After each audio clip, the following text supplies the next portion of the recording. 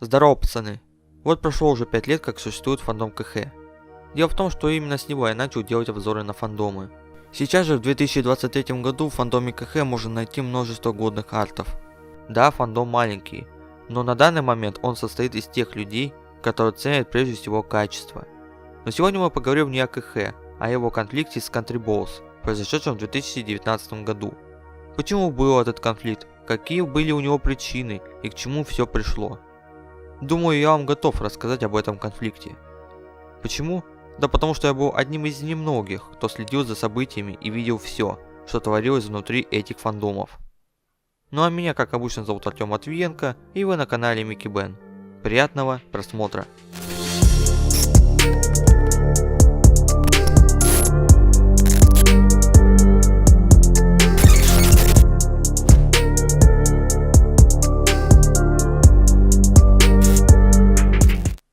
Этот видеоматериал я готовил больше месяца. Читаю все различные источники, вспоминаю те или иные события из прошлого, разгребаю тонну информации для создания этого видео. Я прекрасно знаю, что вы приходите на YouTube ради развлечений, это видно по трендам. И я надеюсь, что дальнейшая информация вам будет полезна, и вы оцените мой труд лайком и репостом, за что вам заранее благодарен. Для большинства людей этот конфликт не несет никакой важности, но каждый конфликт имеет свой конец, который несет людям ту или иную мудрость, которую многие не поймут. В 2К19 году группа людей создает антисообщество под названием Anti-Country Humans для борьбы с шиперами и художниками. Таких групп было десятки, и у каждой из них были методы борьбы. Например, в той группе, где я был администратором, мы критиковали арты за те или иные вещи. За неправильную анатомию, за тени, за неправильные каноны, за порнографию. Но были группы, которые действовали радикальнее, а именно устраивали рейды, и порой это были совсем невидные сообщества, где даже не публиковали порнографию. Да что там говорить, и шипов никаких не было, типа Совка-Рейха. Просто организаторы хотели полного уничтожения фандома КХ, чтобы от него не осталось ни одного арта и ни одного пользователя с аватаркой КХ. И все эти группы объединяло одно. Люди, которые были антикхшниками, являлись выходцами из фандома КБ, и не скрывали этого, говоря прямо, что фандом Country Humans позорит честь фандома Country Balls. Многие люди думают, что это два одинаковых фандома, просто в одном рисуют людей, а в другом шарики. Но я вам так скажу, несмотря на сходство этих двух фандомов, внутри они сильно отличаются. И вопрос конфликта был только делом времени. И чтобы лучше понять этот конфликт, нужно разобрать оба фандома. Как я говорил ранее, антикхшниками были в основном фанаты фандома КБ, которая имеет огромную фанбазу и богатую историю.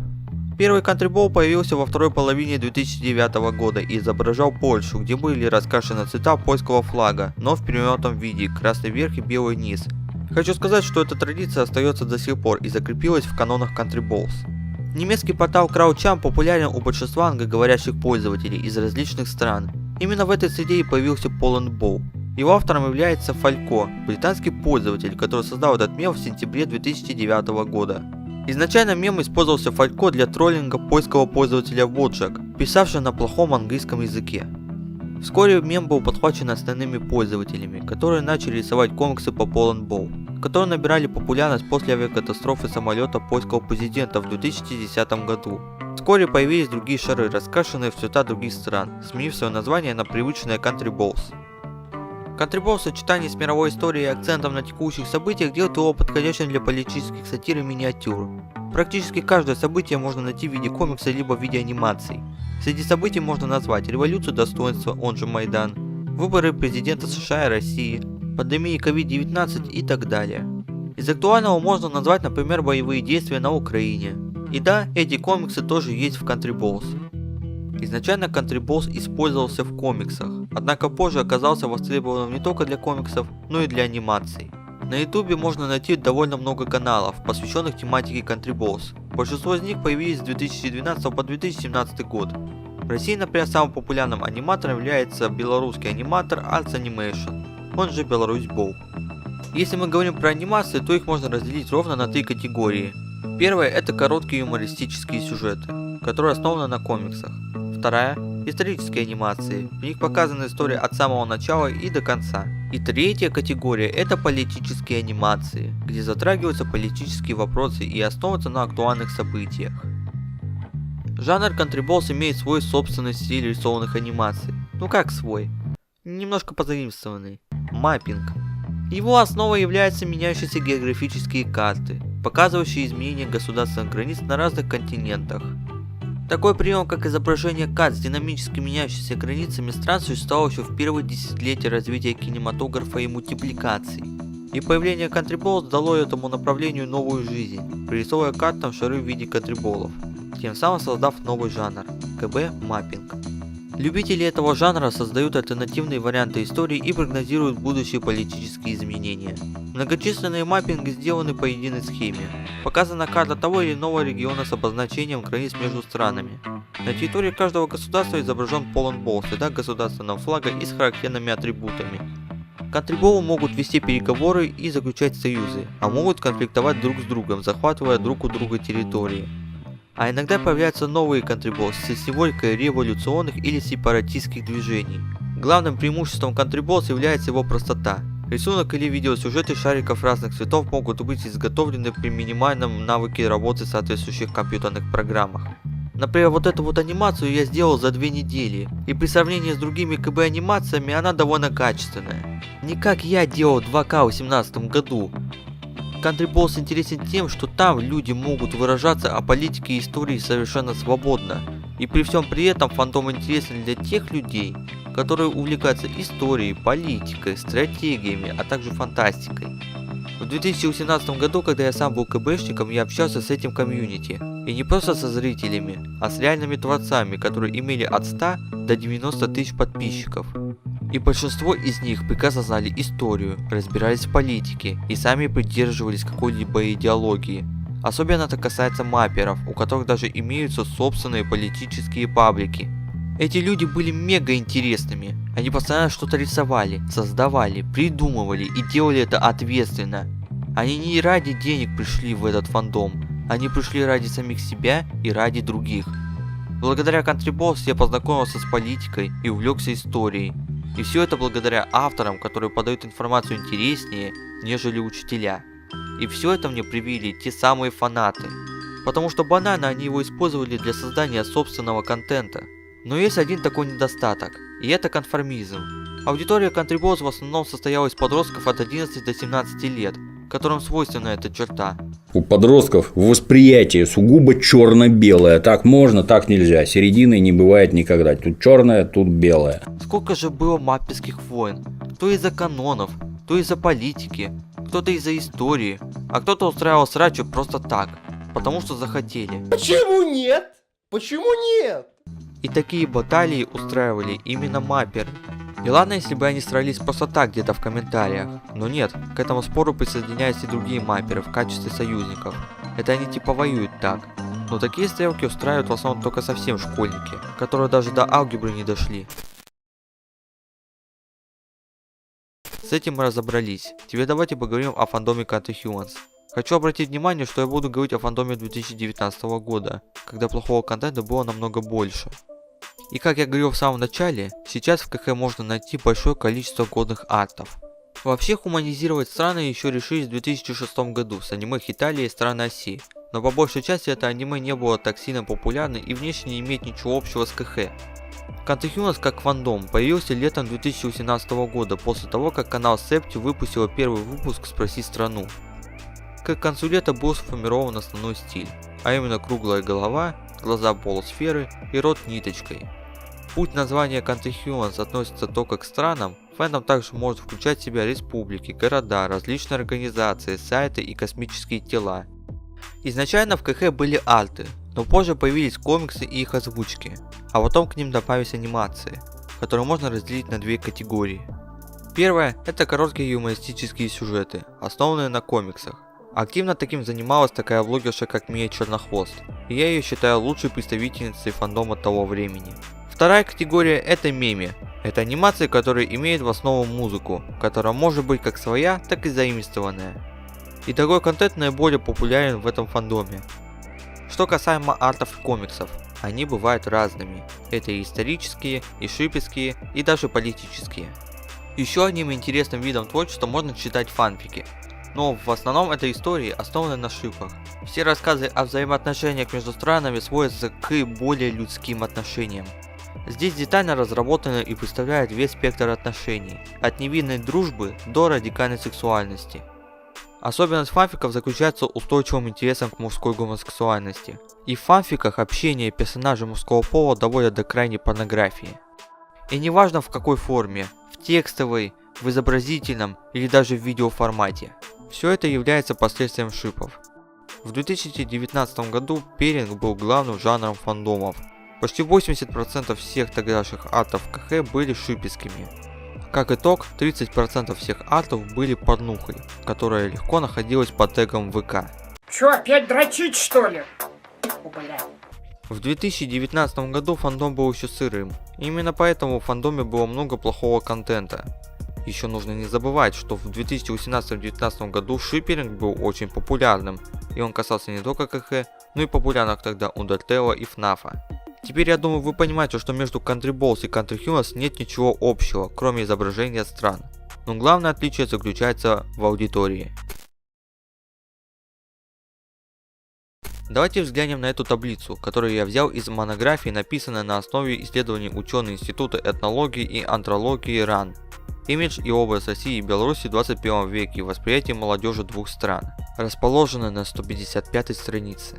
Как видно из таблицы, фанаты Country Balls почти исключительно юноши. Напротив, участники ВК-сообществ Country Humans преимущественно женщины, вернее девочки и девушки. Возможно, возраст как КБшников, так и КХшниц еще ниже того, который указан в аккаунтах, поскольку ВК не позволяют регистрироваться в возрасте младше 14 лет. Поэтому девочки и мальчики при регистрации завышают свой возраст. Существует мнение, что основными посетителями сообществ Country Humans и сайта Книга фанфиков являются девочки и подростки в возрасте от 12 до 13 лет. Различается тематика, на которой концентрирует свое внимание посетители мужских и женских фандомов. Казалось бы, во всех трех сообществах идет речь о странах, так что и запросы должны быть сходными. Но нет, схемы различаются в зависимости от пола участников. Юноши, увлеченные Country Balls, любители военной истории и фантастики. Создаваемые ими комиксы и видеоролики, как правило, нарративны и претендуют на знания исторической и политической фактологии. Это знать надо! Это классика, блядь! Напротив, посетительницы Country Humans к историческому контексту проявляют минимальный интерес. Для них рассказы об отношениях между странами – это почти исключительно рассказ о взаимоотношениях между людьми. Таким образом, творческая деятельность в двух фандомах обусловлена полозрелым составом участников и кругом их интересов. Подростки и юноши проявляют свою активность через фандом Country Balls, создавая комиксы и мультфильмы с историческо-политической и комедийной тематикой, что определяется кругом их интересов: военная история, компьютерные игры, стратегии, фантастика и политика. Напротив, девочки и девушки в силу своего возраста, испытывающие повышенный интерес к интимному личностному общению, выражают себя в фандомах, связанных с хуманизацией, через подробное и содержательное описание эмоционального и физического общения. Показательная ситуация в фандоме Country Balls. На сайте Книга фанфиков, как отмечалось выше, тексты по книге фанфиков пишут преимущественно девочки. Поэтому сюжеты о приключениях Country Balls здесь коренным образом отличаются от сюжетов, разрабатываемых молодыми мужчинами в комиксах. В текстах девичьих фанфиков почти полностью исчез исторический и политический контекст. Очеловеченные страны просто общаются между собой, как и в фандомах, посвященных хуманизации.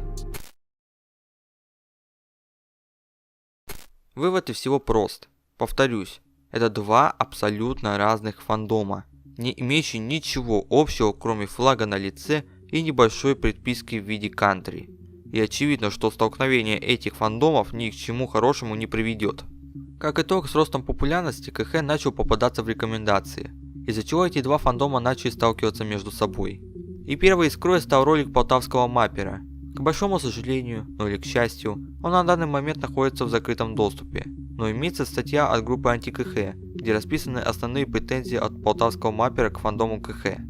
Чтобы вы понимали проблему тогдашнего фандома КХ, просто зайдите в телеграм-канал по Country Humans, пролистайте до декабря 18 января 2019 года и поставьте себя на месте школьника, пропитанный политикой и историей, который до этого ничего подобного не видел. А я это все видел, и мне тогда казалось, что мой фандом просто взяли и испортили. А уже после того, как только об этом узнал весь КБ, то были организованы антисообщества, имевшие по 1000 участников. Цели были разные. Кто-то просто критиковал арты, а кто-то устраивал массовые рейды, полностью уничтожая группы и аккаунты. Хочу отметить, что атаки вели в основном мапперы, которые отличались своим конформизмом.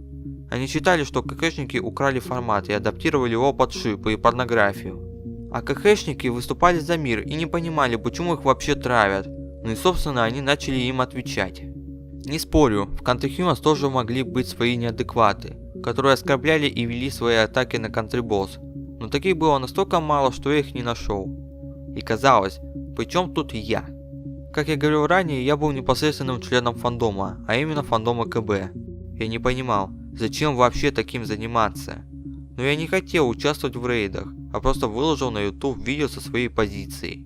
Потом выпустил другой ролик с более глубоким анализом, но в котором оказалось много воды. И уже потом я выпустил 3-й обзор на фандом Country Humans, который на данный момент занимает 2-е место по количеству просмотров. И я благодарен всем, кто тогда посмотрел, оставил комментарий и оценил мой ролик. Ведь без этого я бы продолжал делать анимации, которые и так не отличались особым качеством.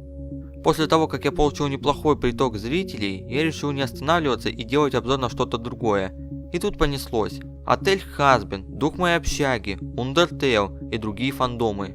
И честно признаюсь, я их делал полностью сам.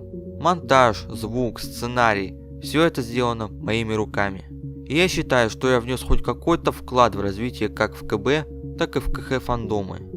А чем же собственно закончился конфликт? Если верить записям анти-КХ сообществ, то они смогли переубедить много людей и направить фандом на верный путь. Было закрыто много групп с откровенным контентом, но эта война окончательно загубила фандом КБ. И на протяжении 2 лет я ничего не слышал о КБ, до того момента как не началась спецоперация. Главным итогом этой войны диванных войск стала такая натянутая победа КБ. Потому что сейчас, в 2023 году, шиперство в фандоме хоть и присутствует, но не в таком масштабе, какой был в 2019 году. Теперь администрация паблика по КХ внимательно следит за контентом и не позволяет себе публиковать откровенные шиперские арты. Откровенный контент ушел окончательно в закрытые сообщества и на специальные сайты, где им и место. И теперь окончательный итог. Я хоть и считаю, что устраивать рейды немного неправильно, но в некоторых случаях они необходимы. Они показывают свое недовольство творчеством, и это доказано, что это работает. Фандом КХ стал лучше. Тупо лучше. Нет, тупо лучше. Понимаете? Он просто тупо лучше. Но это только единичный пример. А есть множество других фандомов, в которых тоже нужна такая мера, в которых есть такие же серьезные проблемы. Почему аудитория не идет на эти меры? А все просто.